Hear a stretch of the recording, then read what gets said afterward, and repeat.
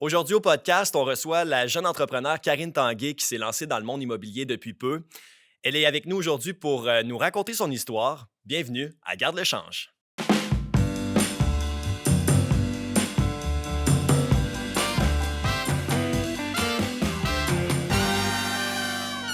Je suis accompagné bien sûr de mon collaborateur, mon co-animateur Samuel Nadeau en forme. En très grande forme. Super également. Karine Tanguay, merci d'avoir accepté l'invitation. Merci à toi. Hey, on va commencer ça dans le vif du sujet. En fait, j'aimerais que tu te présentes, que tu nous racontes un peu d'où tu viens puis ton histoire. Oui, parfait. Moi, en fait, je viens de la Beauce. Je viens de Saint-Zacharie. Je suis une fille, en fait, qui est née sur une ferme, vraiment pas dans les affaires. J'ai commencé mon premier investissement en immobilier, j'avais 20 ans. J'ai acheté un duplex. J'avais mon métier. En fait, j'ai commencé mon premier investissement avec mon duplex. Ensuite, ça fait à peu près 1 an et demi là, que je me suis lancée à temps plein dans l'immobilier. J'ai présentement 70 portes Hey. aux alentours là, avec mon conjoint Olivier. Fait que nous, c'est ça, on fait ça à temps plein Mais aujourd'hui. Fait En que couple là- en plus. Ouais, c'est ça. Mais En Très bon. là, couple. si je comprends bien, tu avais 20 ans. T'as quel âge? J'ai 23 ans en ce moment. 23. Ouais. Ouais, OK. Oh yeah. The Euh, real deal. Ouais, c'est ça. À la base, mettons, avant ta vingtaine, là, tu travaillais dans quoi? Qu'est-ce que tu faisais? Ouais. Est-ce que C'est quoi la t'étais- genèse? Ouais, exact. Moi, en fait, j'ai fait un DEP en assistance dentaire et j'ai travaillé 2 ans là-dedans. C'était un métier super agréable, mais pas fait pour moi. Puis j'ai toujours été serveuse aussi au travers, fait que je faisais des 70-75 heures semaine à tous les semaines, Tu travaillais quoi, 7 jours sur 7? 7 jours sur 7. Oui, Oh. Aïe, aïe. exactement. Aïe, aïe. Puis j'ai découvert là, la passion immobilier à cause d'Olivier. Quand on a commencé à sortir ensemble, il a commencé, lui, à 18 ans, son premier investissement. Fait que je l'ai vu pendant 2 ans investir dans l'immobilier. Puis moi, ça me passionnait de le voir aller. Puis je voulais sauter avec lui là, C'est quoi qui te passionnait, si tu me permets? dans l'immobilier. Ouais. C'était un investissement qui rapportait des revenus sans mettre de temps. C'est ça vraiment qui m'a OK. accroché. C'est de faire des sous sans mettre ton temps, sans travailler. Exactement. Puis c'était de la fierté aussi d'avoir quelque chose d'aussi gros à moi. Fait que c'est ça qui m'a vraiment accroché de l'immobilier. Puis tu dis au début, tu dis que tu es né sur une ferme. C'est quoi que ça t'a inculqué comme peut-être valeur qu'aujourd'hui, que tu as gardé? Et aussi, qu'est-ce que tu pensais avant qui a Mm. évolué aujourd'hui avec le fait que tu es investisseur aujourd'hui? Ouais, c'est sûr qu'en venant d'une ferme, tu fais tout par toi-même, je veux dire, jusqu'à avoir ta propre nourriture sur la table.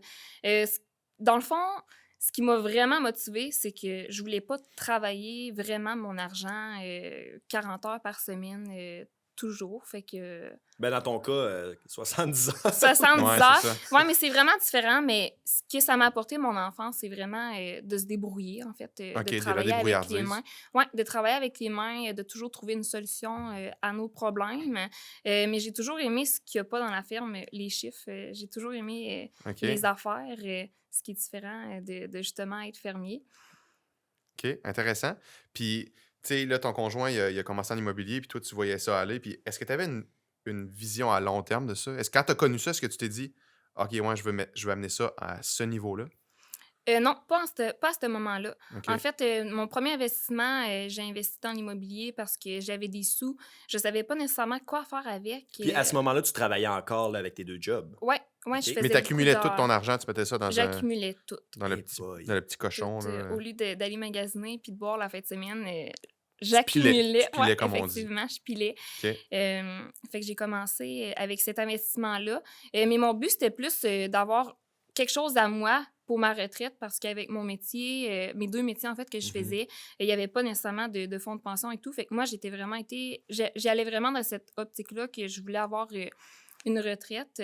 Puis avec le temps, là, j'ai vraiment développé une grande passion pour l'immobilier. En fait, j'ai vraiment appris sur le tas aussi, Tu as appris comme sur on le tas. peut Mais est-ce que dire tu t'es ça. formé? Pas à ce moment-là. OK. En fait, j'ai commencé un cours, j'ai suivi le club d'investisseurs immobiliers avec Olivier. On a décidé de se OK. former pour bien investir. Ah, c'est cute avec son chum. Ouais. Oui, effectivement. On l'a fait à 2, puis ça l'a vraiment Ça l'a super... débourré après? Oui, ça l'a vraiment débourré. Là, moi, en fait, quand j'ai commencé le cours, j'ai rencontré un gars. En fait, ça l'a devenu mon mentor. Un matin, on est allé dîner au restaurant, les 3 ensemble. Puis c'est là que j'ai eu mon déclic j'ai fait wow, là. Quand Ah tu ouais? dis ton mentor, c'est quoi? Ouais. C'est un. Tu l'as connu, puis c'est un gars qui te coach un peu dans la vie de tous les jours? Ouais, exactement. Là, un mentor, en fait, c'est quelqu'un qui t'inspire dans qu'est-ce qu'il fait, qu'est-ce qu'il a fait, son histoire. Puis c'est quelqu'un qui a l'expérience que tu n'as pas, qui va t'apporter ce qui te manque au final, c'est l'expérience. Fait que quand tu as des questions, quand tu as des interrogations, tu te réfères à cette Mhm. personne-là. Fait que nous, on avait rencontré ce gars-là à un restaurant. Ça nous avait vraiment poussé justement à dire let's go, on fonce. Le wow était où? C'est quoi que tu as Le vu dans lui wow. que tu as dit wow? Le wow, c'est qu'on était en plein milieu de semaine, un mercredi. Il venait dîner avec nous autres. Il y avait du temps. C'est Ouais. le temps, en OK. fait. Là, il nous disait que, justement, il passait son temps avec ses enfants. Il passait... Tu sais, il y avait du temps de qualité. Puis c'est là que tu dis, waouh, lui, il n'y a pas d'obligation nécessairement. Et l'argent continue à rentrer, tu Oui, sais. puis l'argent continuait à rentrer, effectivement. Puis quand il nous parlait, là, il y avait la passion là, Mm. dans les yeux. Là, vraiment, là, il y avait... C'était pas un job, c'était pas un métier, il y avait la passion. Puis il nous a transféré vraiment là, cette passion-là en nous aidant. Justement, on lui a acheté quelques immeubles que lui, justement, il est vraiment... il est rendu dans un mode plus passif. OK. Ouais. Il commence à vendre des immeubles, puis Oui, ainsi de suite. exactement. Là, il a vendu une coupelle de ses immeubles dans son parc immobilier. Puis aujourd'hui, tu vois qu'il profite de sa vie. Profite de la vie. Puis, ouais, Puis, tu sais, qu'il a son hey, temps. moi, je trouve que j'en connais quelqu'un, quelques personnes comme ça, là. Puis, tu sais, c'est pas nécessairement des gens qui ont une Ferrari à la porte, là. Tu sais, c'est des gens qui ils ont monté un petit magot d'argent, qui souvent, c'est pas 150 millions, là, tu sais. Mais avec les revenus passifs qu'ils font avec cet Mhm. argent-là ou avec les investissements qui leur restent, ben ça couvre tous leurs besoins de base puis leur style de vie. Fait que, tu sais, si admettons, tu as besoin de 100 000 par année, par exemple, pour ta famille, puis vivre, ben, tu sais, si eux autres, ils font ça en revenu passif, ben, ils vont dire, OK, ben, pourquoi j'en ferais plus si mon niveau de confort, Mais non, où c'est j'ai ça. du temps, où je passe du temps avec mes enfants, c'est ça. Fait que, tu sais, moi, c'est quelque chose qui m'inspire énormément, l'indépendance financière. C'est pas d'accumuler des fortunes épouvantables, mais c'est juste d'avoir la plus grande richesse qui est le temps. Puis ça, je sens que c'est ça que tu as identifié Oui. dans lui. Il n'est pas arrivé avec une Porsche, là. Non, Non, hein? effectivement, c'est vraiment... au final, en tant qu'investisseur, là, ce qu'on recherche tout, au final, c'est du temps. Parce que la vie est tellement courte, puis tu veux pas nécessairement vivre pour travailler, mais tu veux pas travailler pour vivre, mais tu veux vivre. Tu veux Ouais, juste ouais. vivre Tu veux sans vivre puis pas nécessairement... travailler. Oui, ben C'est ça. exactement, c'est Ouais. ça. Ben, ah non, en fin de compte, on devrait rectifier. C'est pas de pas travailler, c'est juste de faire ce qui t'aime. C'est Exactement. juste de faire ce que t'aimes. Puis tout ce que t'aimes pas, ben tu dis non. Exactement. Mais on s'entend, c'est ça. Tu sais, ça paraît bien comme ça, mais tu sais, il y a du travail derrière la cravate, il y a Ouais. du travail derrière tout ça. Est-ce qu'il y a des moments où, justement, ce travail-là devient très stressant pour toi? Est-ce que des fois, c'est difficile ou généralement, ça se passe quand même bien? Généralement, ça se passe bien parce que on a un niveau, on est capable de gérer notre stress. Mais oui, il y a des moments stressants. Là, il n'y a pas juste le beau d'acquérir des Mhm. immeubles. En fait, on gère à tous les jours des problèmes, mais on a vraiment, en dedans de nous, on a vraiment le mode, on est toujours en mode solution. Fait qu'aussitôt qu'arrive un problème, on réagit toujours Ouais. en solution. Là. Fait que, Donne-moi des exemples de problèmes. Ouais. par Ça exemple, m'intéresse. ben, il y a un dégât d'eau. Fait que qu'est-ce que tu vas faire? Est-ce que tu vas t'asseoir puis Moi, attendre que j'appelle le temps Calinette, c'est passe? sûr. Il y a toujours des solutions, là. Moi, j'appelle mon chum. OK. Je dis, Olivier, il y a des d'eau. Non, mais il y a toujours des solutions à tout. Il y a un locataire qui a une chicane, ben il y a une solution. Quelqu'un paye pas, il y a la régie. Il y a une solution à tout, en fait. Et là, c'est ça, là, tout a commencé il y a quoi, à peu près 2 ans. Ouais. Est-ce que tu as des employés ou tu gères ça tout seul avec Olivier, avec ton chum? Oui, présentement, nous, on gère 100% notre business. En fait, j'ai un 15 portes avec un associé que lui a mis sa compagnie de gestion là-dedans. Fait que 15 portes que je gère pas, mais sinon, on gère tout. Là. Olivier, il a sa compagnie de construction aussi, fait que les rénovations, on les fait. Mais prochainement, là, on veut déléguer justement pour avoir plus de temps, pour faire plus de prospection, pour être plus en mode achat encore. Mais c'est sûr qu'il a fallu faire le travail pour savoir qu'est-ce qu'on allait déléguer aussi. Mais en ce moment, on gère tout de nous-mêmes. Hey, On Karine, fait je veux ça nos savoir journées. comment tu t'y prends pour acquérir des immeubles et mettre 0 à l'acquisition. Ouais. En fait, il y a beaucoup de moyens d'acheter sans avoir de mise de fonds. C'est toujours justement de trouver une façon. En fait, c'est pas compliqué. Quand tu as un bon deal, il y a quelqu'un qui va vouloir embarquer dans ton deal. Fait que toi, tu as du temps, mais tu pas d'argent. Mais il y a des gens qui ont de l'argent, mais qui n'ont pas de temps. Fait que tu vas aller chercher ces gens-là qui veulent investir sans mettre de temps. Puis toi, tu as besoin d'argent, mais tu pas. T'as besoin d'argent, mais tu as du temps. Fait que tu vas trouver un deal, tu vas monter une structure financière, tu vas le présenter à quelqu'un qui veut embarquer dans ce deal-là Fait que, sans mettre de temps. si je comprends bien, c'est un prêteur privé qui va embarquer dans ton projet. Ouais. Puis toi, par la suite, tu vas être capable de redonner cet argent-là à ce prêteur-là parce que tu vas faire de l'argent avec cet immeuble-là. OK. Exactement. Tu peux acheter un immeuble qui a besoin de rénovation, que tu vas aller rénover les immeubles, tu vas augmenter les loyers, tu vas aller créer une valeur, tu vas refinancer, tu vas aller rechercher le montant, la mise de fonds, la valeur que tu as créée, tu vas redonner à ton prêteur privé. Quand c'est des projets qui sont sur du plus long terme, qui ont besoin de laisser une mise de fonds, exemple 2-3 ans, parce que l'immeuble n'a pas assez de jus à aller chercher dedans, tu peux avoir des partenaires qui ont des parts dedans en mettant l'argent. Fait qu'il y a beaucoup de façons là, d'acquérir des immeubles. Justement, les jeunes qui veulent investir, qui ne savent pas comment, qui n'ont pas nécessairement les sous, il y a aussi l'option SCHL, 4 logements et moins, que tu peux aller habiter dans ton logement avec 5 % de mise de fonds. Fait que c'est quand même abordable aussi là, pour ceux qui veulent se lancer. C'est comment que tu appelles ça? C'est SCHL. T'es pas rendu là dans la vie, Ouais. David. T'es pas rendu à t'acheter une maison. Hein, fait que Tu sais pas c'est m'appelleras, quoi. mec, c'est rendu C'est là. normal. À un certain moment donné, la SCHL vient sur notre chemin. Hey, moi, Karine, je voulais savoir, tu sais, là, c'est beau, tu sais, c'est le côté, les affaires, les chiffres, tu sais, la business va bien, mais, tu sais, y a-tu des fois où, tu sais, la réalité de tes clients t'a comme frappé en pleine face, puis tu sais, ça t'a donné un coup d'humilité, genre? Oui, ça m'est déjà arrivé, en fait, dernièrement. J'ai acheté un immeuble qui avait une locataire dans un logement.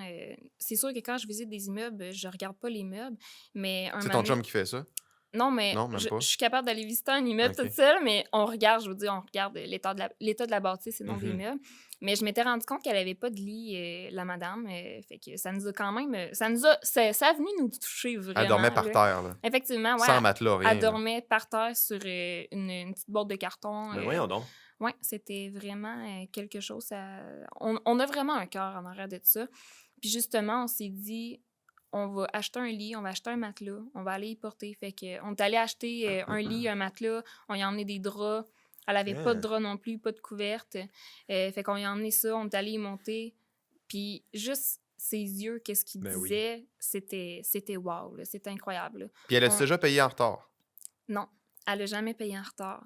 Ça, Elle est assez c'est... privée d'un lit, puis elle a toujours payé. Ouais, Mm. effectivement, C'est- cette madame-là me paye à chaque premier du mois. Puis toi, à toi, à ce moment-là, tu venais d'acquérir cet immeuble-là, fait que tu étais, dans le fond, sa nouvelle propriétaire.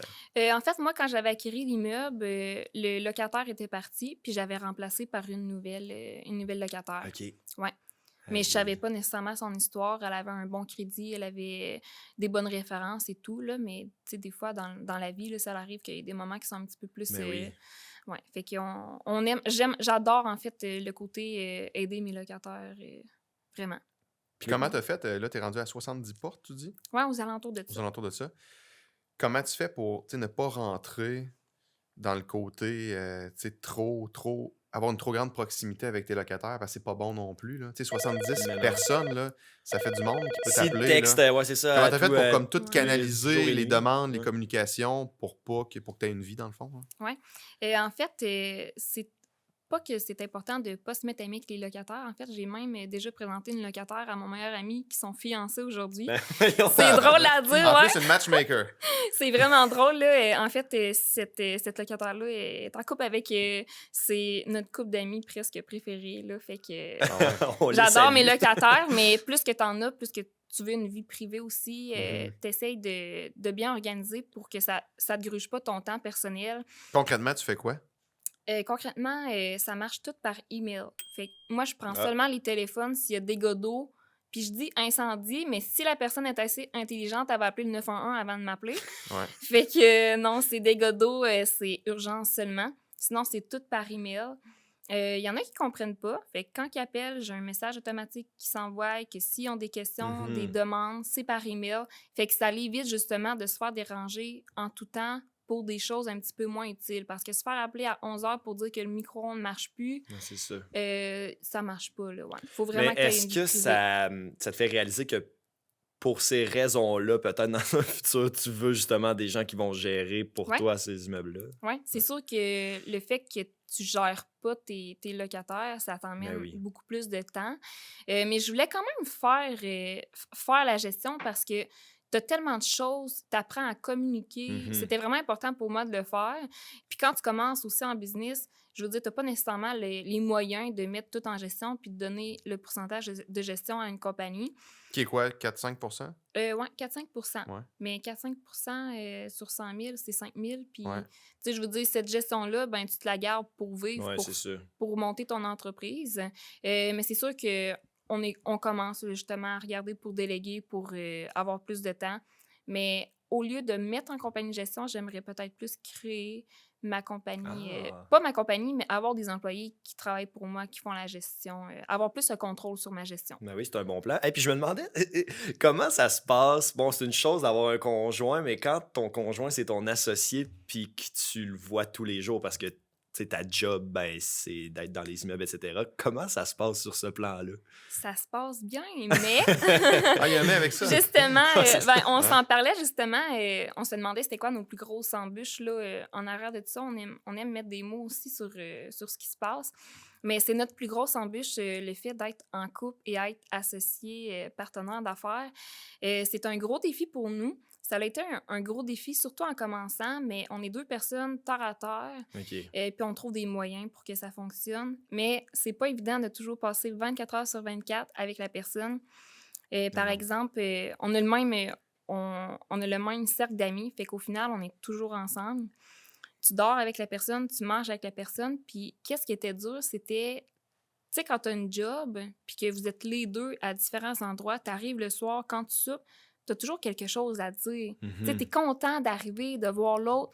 Mais nous, on passait tellement tous nos moments ensemble, on prend des décisions ensemble, on fait tout ensemble.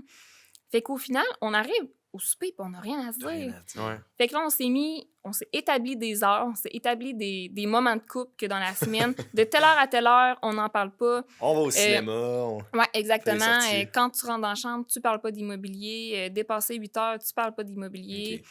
Mais on est tellement deux grands passionnés que ça nous rejoint vraiment. Ça Des nous fois, ça rejoint. déborde un peu, j'imagine, ou non? Euh, Êtes-vous pas mal strict là-dessus?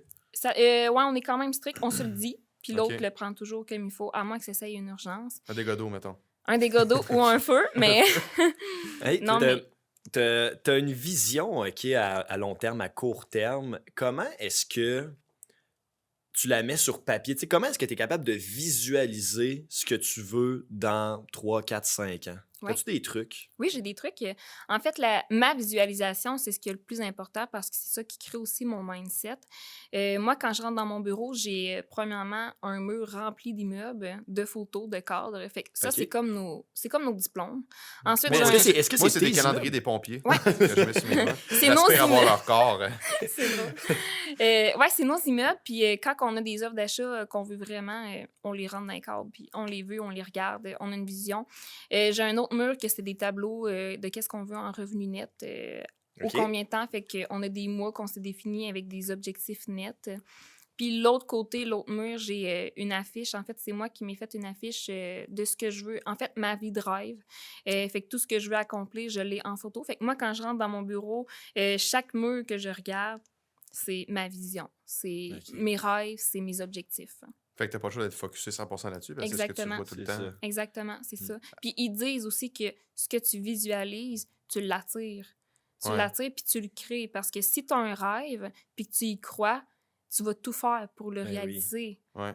Ouais. Puis il faut que tu les vois et tes rêves. Ouais. Non, je suis d'accord avec ça. Ouais. Parle-moi donc, y a-tu un immeuble que tu as acquéri où tu sais, c'était un gros morceau, c'était très gros, puis tu sais que ça t'a vraiment stressé, puis que t'as failli l'échapper, ou t'as-tu quelque chose à nous partager par rapport à ça? Ouais. En fait, quand En fait, j'ai été négocier le propriétaire toute seule. On était, moi, Olivier, mon partenaire. J'ai dit, je vais aller négocier toute seule, comme une grande. Puis je l'avais négocié de plus de 100 000 et j'étais très fière. C'est combien de portes, là, cette C'était affaire-là? 15 portes. 15 portes, Oui, OK. 15 portes. OK. On Puis, peut penser que ça vaut à peu près Ouais, c'est ça, 1,2, 15 portes, 1,4 c'est millions, mettons, là? ouais, à peu près, OK. effectivement. OK. Puis c'était mon premier immeuble que je signais en haut de 1 million.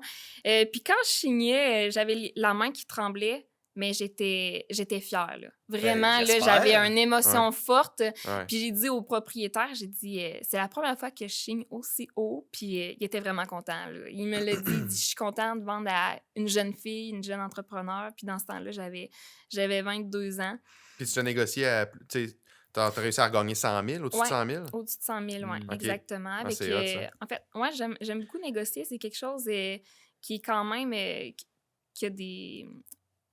Comment je pourrais dire ça? Il y a beaucoup de techniques de négociation, Mhm. là. Ouais. C'est stressant, mais c'est toujours emmener les bons points.